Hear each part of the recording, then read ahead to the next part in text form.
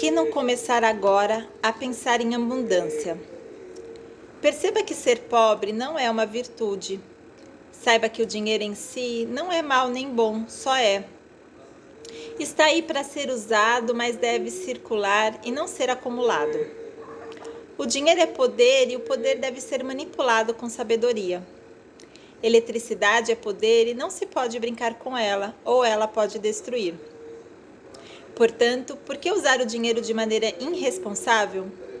Quando você puder aceitar a verdadeira liberdade de espírito, você poderá descartar todas as limitações e sentimentos de punição.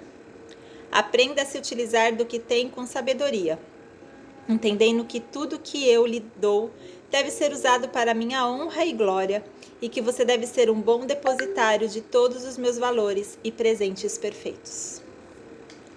Devagarzinho, então, você começa todo o seu caminho de volta, movimentando os dedos das mãos, os dedos dos pés,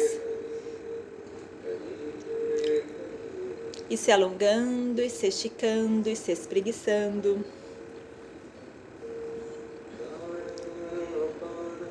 E depois de bem alongada, juntando as mãos na frente do peito, esfregando uma mão na outra até ficar bem quentinha. E quando as mãos estiverem bem quentinhas, você coloca em cima dos olhos, deixando que esta energia passe para seus olhos como forma de agradecimento. Aos poucos você se vira para o lado direito e se senta devagar.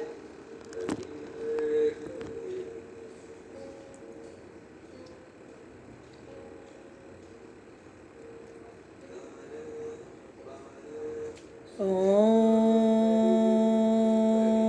Shanti Shanti Shanti Hare Om Shri Guru Pyo Namaha Hare Om.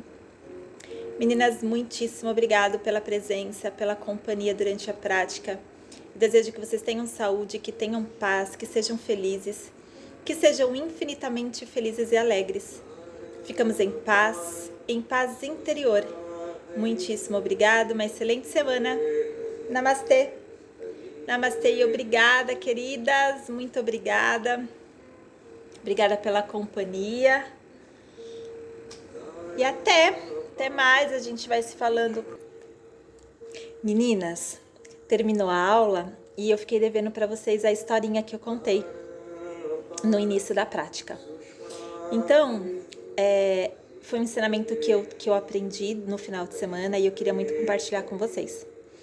Existia um mestre, um guru, na região do Iraque.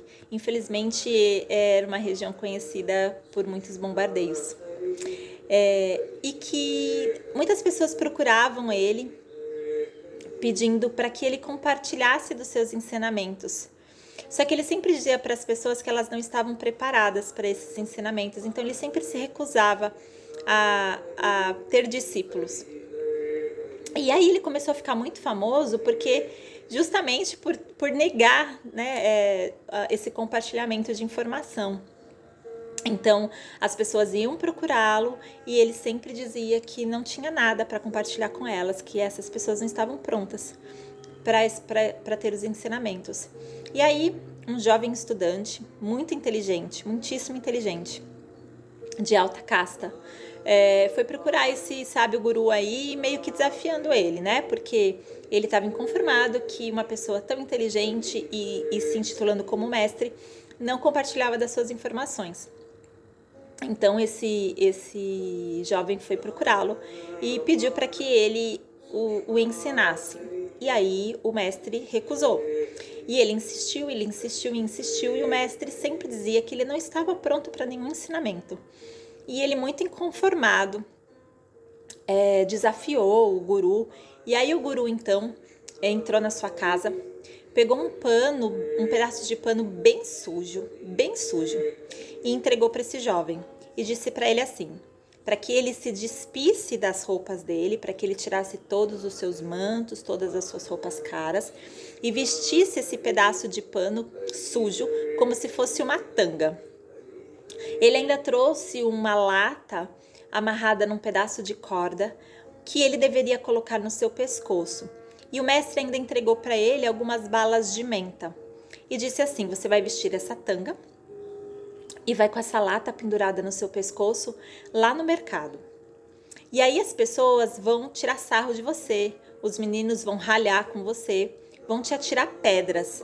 E você vai pegar essa bala de menta e vai entregar para as pessoas, para cada uma que atirar uma pedra em você. E aí esse jovem ficou indignado, inconformado. E ele ficou muito pé da vida. Como assim que ele ia passar por uma situação tão ridícula? Como assim que ele deveria presentear as pessoas, aquelas pessoas ainda que estavam atirando pedra neles? E ele achou isso uma patifaria sem fim. E aí então ele disse que ele não ia passar esse ridículo. E aí então o mestre disse para ele assim: viu? Eu disse para você que você não estava preparado para o ensinamento, porque você quer algo que você goste e não algo que te transforme. E aí, se a gente for colocar isso para nossa vida, meninas, é exatamente isso que acontece, né? A gente, na verdade, não tá muito receptiva a aceitar sugestões ou até críticas, né?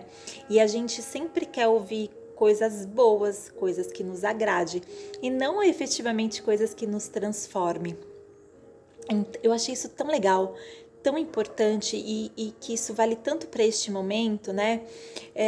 Com o intuito de deixar a nossa vida mais leve, para a gente afrouxar um pouco mais a nossa vida, para a gente rir um pouco mais e se envolver mais com as pessoas de forma mais simples, sem cobrança. Então, coisas que são muito importantes, elas deixam a gente muito sério. Então, fazer coisas muito importantes, ser muito importante, faz com que a gente se torne pessoas muito sérias. E a seriedade, às vezes, ela tem que dar lugar para a simplicidade, ela tem que dar lugar à amabilidade, a aceitar melhor as coisas, não é? E principalmente neste momento que a gente está vivendo novamente essa reclusão social, né? Voltar para o nosso ninho, voltar para o nosso interior. O ano passado, a gente se juntou tanto durante os meses de abril, de maio, até março mesmo, em pensamento positivo. Foi até constatado cientificamente que o mundo tinha uma nova aura, uma nova energia, e aos poucos isso foi se perdendo porque a gente foi voltando à nossa rotina, a gente foi esquecendo de fazer oração, de se unir em pensamentos bons e positivos. E aqui a gente está de novo. E se a gente parar para pensar, a gente está vivenciando um momento como se fosse uma segunda chance, como se a gente tivesse uma segunda chance de fazer diferente, de fazer com que tudo permaneça no mesmo padrão vibracional de energia, de fluxo de energia, de pensamentos positivos, de oração. Então, meninas, sejamos mais simples, vamos abrir mais o nosso coração, vamos vivenciar mais a compaixão com a gente e também com todos aqueles que estão ao nosso redor. E se a gente se juntar aqui no nosso núcleo, dentro de você, começando com essa semente dentro de você, expandindo para as pessoas que moram no mesmo lar que você, isso consequentemente vai virar uma cadeia, uma rede, uma trama, e a gente vai conseguir se conectar com outras pessoas também. Não importa o quão importante você seja, não importa o quantas pessoas saibam sobre você e quanto elas te admiram neste momento. Se você morrer agora, amanhã o mundo acorda muito bem, obrigada, sem você. Então, sejamos o agora, façamos o melhor agora. Vamos mudar a nossa cabeça, as nossas atitudes, tá bom? Era isso que eu queria compartilhar com vocês. Espero que vocês tenham gostado. Muito, muito, muito agradecida por poder compartilhar com vocês esse momentinho aí de aprendizado que foi para mim. Namastê. Obrigada.